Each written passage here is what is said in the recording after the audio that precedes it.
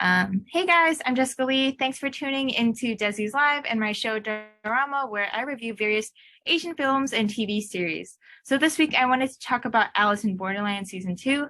So just a little bit of background. Alice in Borderland is a science fiction Japanese thriller TV series following the story of Arisu, played by Kento Yamazaki. And so despite being highly intelligent and a member of a wealthy family, Arisu has little to no ambition for a career and spends majority of his time gaming. However, when he isn't in front of a computer, he spends his time with his childhood friends, Chota and Karube, and getting into all sorts of trouble. So one day, while in Tokyo, downtown Tokyo, they accidentally cause a car accident and hide in the local subway station's bathroom. However, as they're running away from the police, they notice fireworks. And inside the subway station's bathroom, they experience a sudden blackout, and upon exiting, they realize that they've been transported to a parallel abandoned Tokyo. So upon entering this dystopian Tokyo, Arisu, Chota, and Kurube are redirected to an abandoned hotel and forced to compete in a dangerous game with their lives on the line.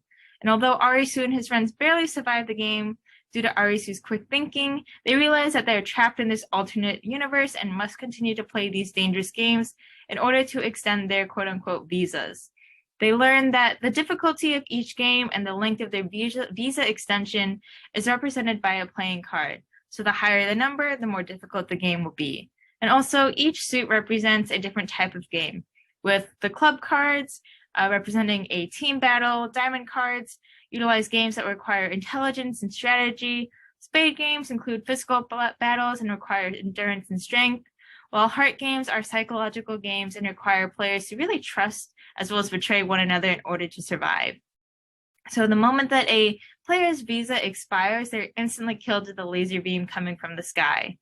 So Arisu and his friends, continue to play these games and as they continue to survive in this parallel universe. However, one day Arisu befriends Usagi, who's played by Tao Tsuchikaya, a former mountain climber, and forms an alliance with her as they attempt to survive and understand their new world. After a team battle, Arisu overhears a radio message from, a former player that was killed during the game, and heard that the answer is at the beach, and enlists Usagi's help as he searches for the answers as well as this mysterious beach. So the duo eventually learn that the beach is a secret society in this dystopian world that offers protection and an opportunity to return to their original world. And so the founders of the beach, realize that they can potentially return after collecting all of the different playing cards. And so each member of the society has to do their part and be able to contribute and collect a unique card. So everything seems perfect at the beach. However, the only catch is that the leaders theorize that a full deck of cards can only return one person to this original world. And so although season 1 of Alice in Borderland was released in 2020, the newest season of this hit show recently dropped in December 2022. And so season 2 picks up with Arisu, Usagi, and the fellow beach members surviving and collecting all the regular cards. However, they now must face the stiffest and most dangerous games yet as they continue to battle and compete for the face cards. So I originally thought that season 1 of Alice in Borderland was a phenomenal show, with a very unique storyline and well-executed plot. Although it is rather similar to the Korean hit series Squid Games in the sense that it's a thriller, within that survival genre, Alice in Borderland does distinguish itself by focusing more on the general depravity of man rather than the inequality of wealth and the burdening nature of exorbitant debt. So although Alice in Borderland definitely illustrates that, people are willing to do anything and betray anyone for their own survival, it also shows that, there will always be upstanding people who stick to their morals and will allow kindness to exist even in the most desperate times. And this is really kind of portrayed in season 2. So season 2 of Alice in Borderland definitely exceeded my initial expectations just due to the overall character development and additional details provided about each character's backstory.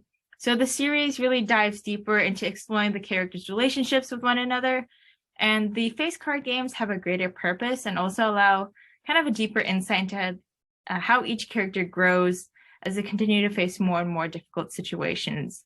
So I also thought the ending of the last episode was well executed and had a crazy twist.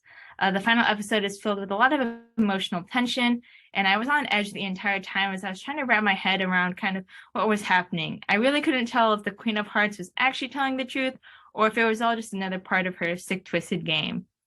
But by the end of the episode, my jaw was kind of left hanging as I was finally able to understand kind of the whole premise of the games in this alternate universe. And although some may consider, the ending to be cliche, I thought it was really interesting just to see how the directors were able to kind of connect all of those dots in the various character storylines all together. And so I was genuinely surprised by the ending and didn't really expect it to end that way. But overall, I would definitely recommend watching season 2 of Alice in Borderland, especially if you, were a fan of season 1 or you enjoyed the thriller and dystopian shows similar to Squid Games. However, fair warning, it definitely is very violent and very graphic, so take that with a word of caution. But in my opinion, season 2 of Alice in Borderland definitely delivered. Thanks for watching, and I'll see you guys next week.